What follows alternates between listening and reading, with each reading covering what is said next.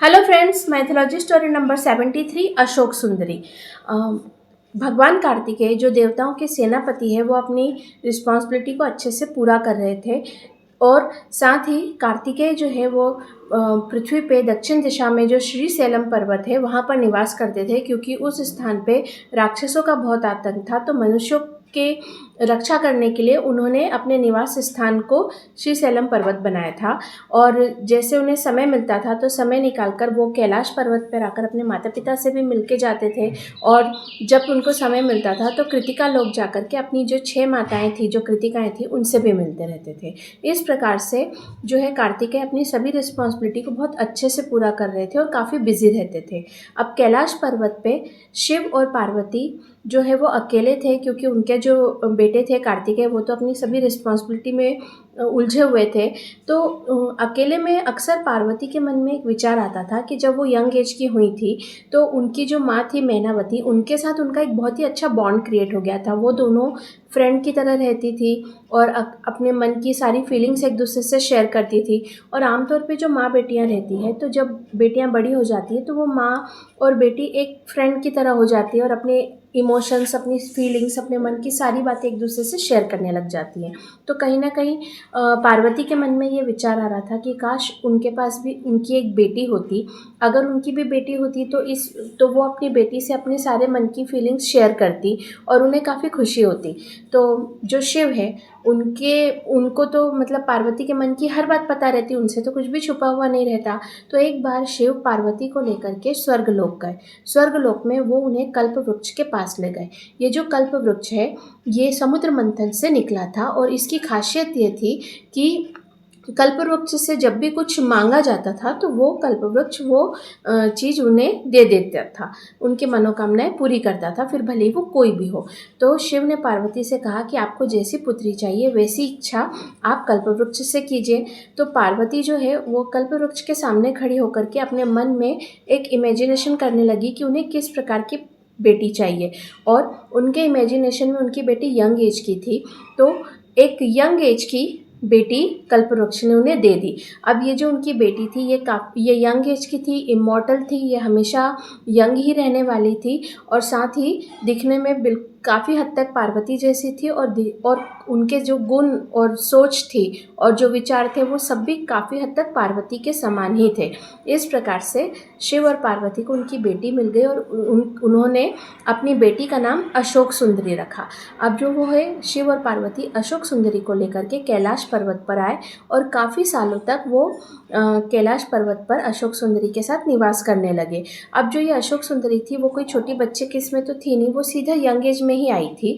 और इस प्रकार काफ़ी समय बीत चुका था, काफ़ी साल बीत चुके थे और कैलाश पर्वत पर सभी हंसी खुशी निवास करते थे।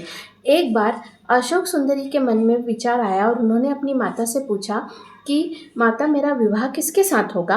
तो पार्वती ने उनसे कहा कि तुम्हारा विवाह हस्तिनापुर के महाराज नहुष के साथ होगा और तुम हस्तिनापुर की महारानी बनोगी।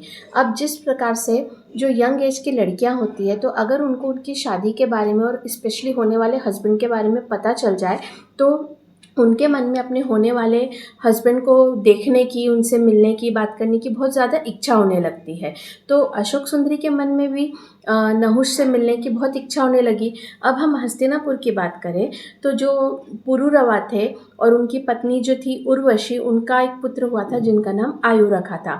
तो जब आयु यंग एज के हो गए थे तो उर्वशी वापस स्वर्गलोक लौट चुकी थी और पुरुरवा जो थे वो बुजुर्ग हो चुके थे, बूढ़े हो चुके थे, आयु बड़ा हो चुका था। फिर सही समय आने पर योग्य लड़की का चुनाव करके पुरुरवा ने आयु का विवाह एक अच्छी राजकुमारी से कर दिया था। तो फिर विवाह के बाद में पुरुरवा ने जो है हस्तिनापुर का राजा आयु को बना दिया था और इस विवाह के बाद आयु को एक पुत्र प्राप्त हुआ जिसका नाम उन्होंने नहुष रखा था।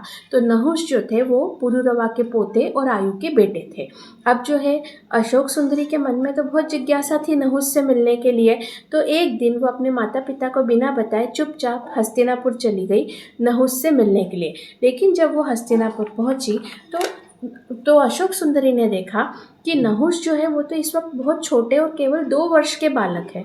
तो ये देख करके अशोक सुंदरी को बहुत दुख हुआ, क्योंकि वो जिस उम्मीद से गई थी नहुष से मिलने के लिए। अभी तो वो छोटे से बच्चे थे, केवल 2 ही साल के थे, तो वो उदास होकर के वापस कैलाश आ गई।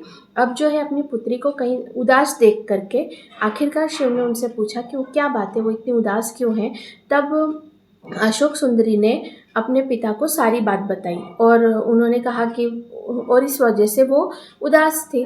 तो शिव ने अशोक सुंदरी को समझाया कि जो मैरिड रिलेशन रहती है ना, वो काफ़ी पेशेंस की रिलेशन रहता है, क्योंकि मैरिज जब कोई किसी से शादी करता है तो उसे अपने रिश्ते को अच्छा और मजबूत बनाने के लिए काफ़ी हद तक पेशेंस का यूज़ करना पड़ता है, क्योंकि विदाउट पेशेंस अगर किसी भी बात की जल्दबाजी की जाए तो वो रिश्ता ख़राब हो जाता है।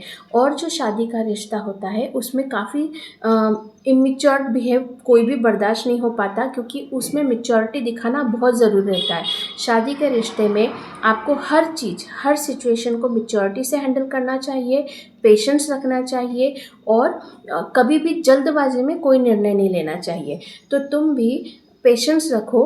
जैसे वो नहुष 2 साल का है, धीरे धीरे वो बड़ा हो जाएगा और जब वो यंग एज का होगा तब तुम्हारा विवाह नहुष से हो जाएगा। तो अशोक सुंदरी ने कहा कि वो उसे तो बड़े होने में काफ़ी समय लगेगा उन्हें तो ऐसे में मतलब मुझे तो कितने साल इंतज़ार करना पड़ेगा, मैं इतने साल कैसे इंतज़ार करूँगी। तब शिव ने उन्हें कहा कि वैसे ही आप इंतज़ार करेंगे जैसे कि आपकी माता ने हज़ारों साल इंतज़ार किया था शिव की पत्नी बनने के लिए। और तो ये बात तो अशोक सुंदरी को मालूम नहीं थी, तो वो जिज्ञासा से शिव से पूछने लगी। तब शिव ने अशोक सुंदरी को पार्वती के जन्म से लेकर के उनकी जो कठिन तपस्या थी और शिव पार्वती के विवाह हुआ, ये सारी चीज़ें डिटेल में अच्छे से पूरी स्टोरी उनको एक्सप्लेन की।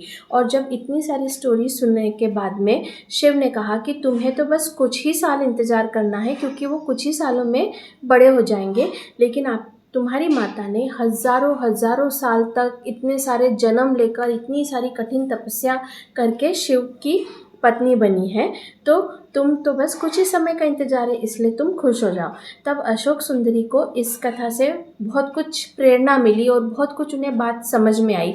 फिर कुछ समय के बाद में जब कुछ समय बीत गया, तब फिर अशोक सुंदरी ने शिव और पार्वती से कहा कि वो अपनी मैरिड लाइफ को हैप्पी बनाने के लिए शिव का आशीर्वाद प्राप्त करना चाहती है, लेकिन वो शिव पुत्री होने के नाते शिव का आशीर्वाद नहीं प्राप्त करेंगी। वो शिव और पार्वती का आशीर्वाद प्राप्त करने के लिए पहले तपस्या करना चाहती है।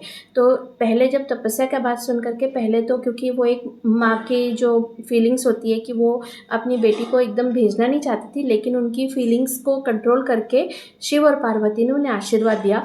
क्योंकि देखिए, जैसे शिव पुत्री थी तो वो तो अपने आप ही मांग सकती थी कि मुझे एक हैप्पी मैरिड लाइफ मिले, लेकिन उन्होंने मेहनत करने की सोची कि वो पहले तपस्या करेगी और तपस्या से शिव और पार्वती को प्रसन्न करके हैप्पी मैरिड लाइफ का आशीर्वाद प्राप्त करेगी। तो ऐसा कह के अपने माता पिता का आशीर्वाद लेकर के अशोक सुंदरी एक घने वन में गई और घने वन में जाकर के उन्होंने इस प्रण के साथ अपनी तपस्या करना स्टार्ट किया कि अब जब मेरे पति यंग एज के हो जाएंगे, विवाह योग्य हो जाएंगे और जब वो मेरे सामने आएंगे, उसी समय मैं अपनी आंखें खोलूँगी। और ऐसा कह के वो ओम नमः शिवाय का जाप करते हुए उस घने वन में तपस्या में लीन हो गई।